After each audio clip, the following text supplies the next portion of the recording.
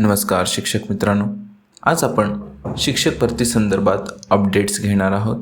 तर पहिली अपडेट अशी आहे की पवित्र पोर्टलवर जाहिराती अपलोड करण्याचं काम युद्ध पातळीवर चालू आहे। 12,000पेक्षा जास्त वॅकंट सीट्स अपलोड झालेल्या आहेत। अजूनसुद्धा हे काम चालू राहणार आहे। 15 तारखेपर्यंत आपल्याला कळणार आहे की साधारण किती वॅकन्सीज आहेत आणि प्रेफरन्सबद्दल सुद्धा माहिती आपल्याला मिळेल। तर दिवसभरात ज्या घडामोडी घडल्या आहेत शिक्षक भरती संदर्भात त्या आपण आता पाहणार आहोत क्लिपच्याद्वारे। त्याच्यातली पहिली जी क्लिप आहे ती जी24 तास या वृत्तवाहिनीने प्रदर्शित केलेली आहे, ती आपण पहिले पाहूया।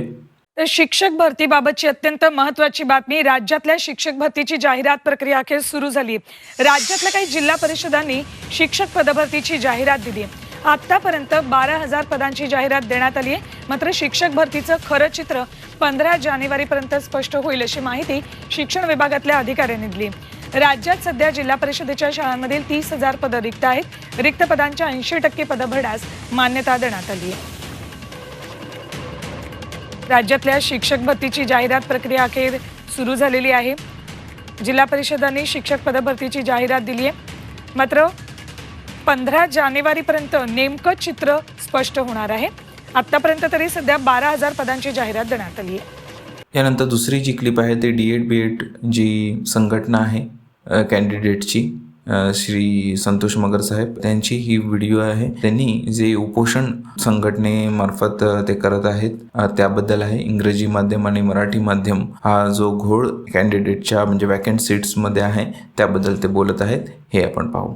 मित्रांनो, आज 8 तारखेपासून पुणे शिक्षण आयुक्त कार्यालयाला आपलं या ठिकाणी उपोषण सुरू आहे।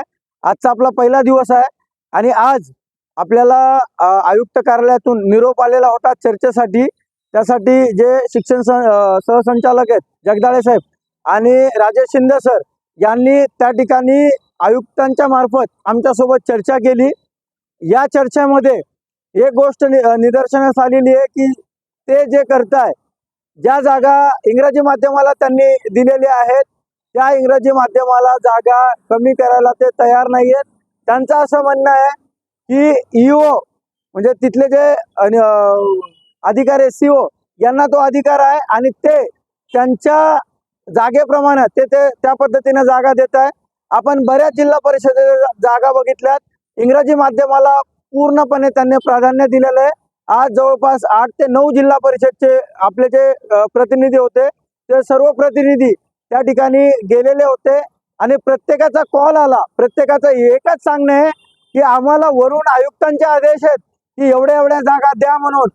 त्यामुळं आम्हाला इलाज नसताना सुद्धा ह्या जागा द्यायला लागत आहे। म्हणजे त्यांना द्यायच्या नाही जागा, परंतु आयुक्त कार्यालयातून त्यांना निर्देश आहेत की एवढ्या जागा त्या इंग्रजी माध्यमाला द्या। म्हणजे इंग्रजी माध्यमाला त्या ठिकाणी जर कोणी सर्वात जास्त प्राधान्य किंवा आदेश जर कोणी देत असेल तर शिक्षण आयुक्त कार्यालयामधून जात आहे। CO ची इच्छा नाही आहे, EO ची सुद्धा इच्छा नाही आहे, तरी सुद्धा ही मुजोरी या ठिकाणी इथे बसलेले शिक्षण आयुक्तांच्या मार्फत ही चाललेली आहे। हा सरळ मराठी माध्यमाच्या मुलांवरती अन्याय आहे। महाराष्ट्रामध्ये राहून मराठींच्या मुलांवरती अन्याय, मराठी माध्यमावरती अन्याय त्या ठिकाणी होतोय।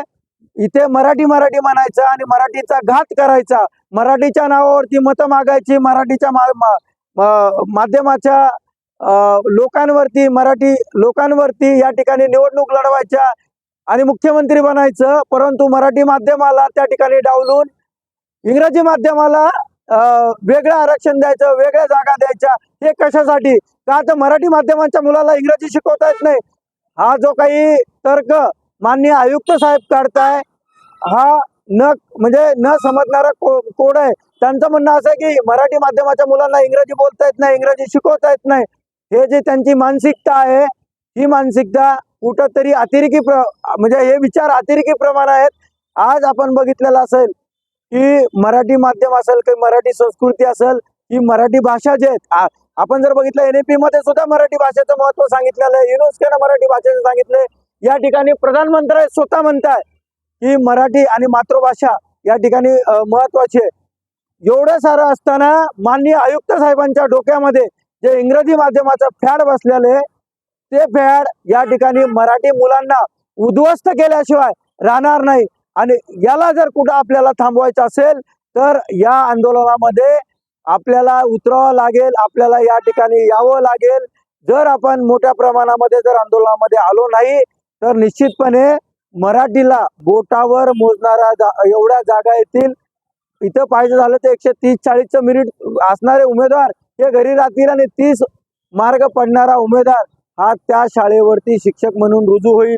जर तुम्हाला ही परिस्थिती बघवायची नसेल, ही परिस्थिती उद्भवू द्यायची नसेल तर तुम्हाला या आंदोलनामध्ये यावं लागेल. आंदोलनाचा धसका त्या ठिकाणी निश्चित प्रत्येक वेळी घेतला जातो, परंतु या ठिकाणी दबाव तंत्राचा वापर हे प्रशासन आणि या ठिकाणी त्यांचे जे संबंधित अधिकारी हे करतात. मला अधिकाऱ्यांना बोलताना म्हणजे ते जे संवाद साधत होते त्यावेळेस त्यांनी एक सांगितलं, जर आम्ही जी काही चर्चा आहे ही चर्चा तुमच्यासोबत करायची होती, तुम्ही ऐकत असाल तर ऐका, नाही तर शिक्षण आयुक्त असं म्हटले की मला माहिती आहे की आता मला काय करायचं, मी माझ्या पद्धतीनं करतो. म्हणजे माझ्या पद्धतीनं करतो याचा अर्थ असा सरळ आहे, इनडायरेक्टली त्यांनी धमकी दिली आहे की तुम्हाला डिस्क्वालिफाय करतो, तुमच्यावर गुन्हे दाखल करतो. ही जी काही मुजोरी महाराष्ट्रामध्ये चालणार नाही, ही लोकशाही आहे. तुम्ही काय आमच्यावरती करून दाखवायचं असेल तुम्ही निश्चित करून दाखवा.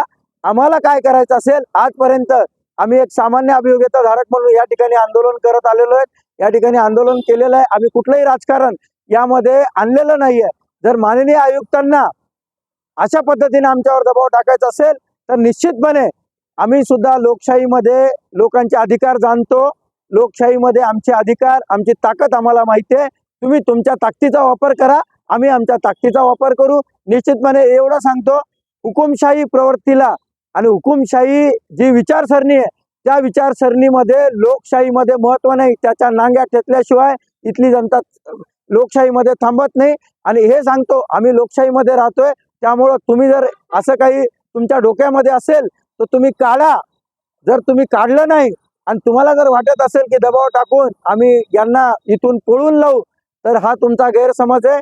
तुम्हाला जर वाटत असेल, तुम्हाला जर वापर करायचा असेल तर तुम्ही वापर करून बघा. बाकी आम्हाला काय करायचंय, कसं करायचं, कुठून करायचंय याचं नॉलेज आम्हाला आहे. आम्हालाही राजकारण कळतं. आम्ही आजपर्यंत शिक्षक आहोत. आम्हाला फक्त शिक्षक म्हणून त्या ठिकाणी विद्यार्थ्यांची सेवा आणि समाज घडवण्यासाठी आम्ही या ठिकाणी बसलेलो आहे. आम्हाला नोकरी हा आमचा दुय्यम हेतू आहे, परंतु आमच्या आईवडिलांना ज्या पद्धतीने आम्हाला शिकवलंय, आम्ही ज्या पद्धतीनं डीएड बीएड केलेलं आहे, आम्ही कशासाठी केलंय की आम्हाला हे जे काही पवित्र एक प्रकारचं आपण याला पवित्र हे म्हणतो किंवा शिक्षकी पेशा हे पवित्र त्या ठिकाणी पवित्र पेशा आहे. या पवित्र पेशामध्ये आम्हाला विद्यार्थी घडवायचे आणि विद्यार्थी घडवून समाज घडवण्याचं काम आम्हाला करायचंय. त्यामुळं घडवण्याचं काम आम्हाला करू द्या. शिक्षक हा शिकवण्याचं काम करतो. जर तुम्हाला अजून शिकायचं असेल तर तुम्हाला अद्दल शिकवल्याशिवाय आम्ही राहणार नाही, एवढं या ठिकाणी सांगतो. आणि विद्यार्थ्यांनी आवाहन करतो, आंदोलन दाबायचं काम या ठिकाणी सुरू आहे. मराठी बांधवांनी या ठिकाणी यायचंय. जेवढ्या माध्यमातून तुम्हाला विरोध करता येईल तेवढ्या माध्यमातून तुम्ही विरोध करा आणि या आंदोलनामध्ये जास्तीत जास्त मोठ्या प्रमाणामध्ये तुम्हाला या ठिकाणी आंदोलनामध्ये यायचं, एवढं आवाहन संघटनेच्या वतीने मी तुम्हाला करतोय. मित्रांनो, व्हिडिओ आवडल्यास नक्की लाईक करा, तसंच आपल्या शिक्षक मित्र परिवारासोबत शेअर करा आणि चॅनलला सबस्क्राईब, बेल नोटिफिकेशन ऑन करा, जेणेकरून शिक्षक भरती संदर्भात अपडेट्स तुम्हाला वेळोवेळी मिळत राहतील. धन्यवाद.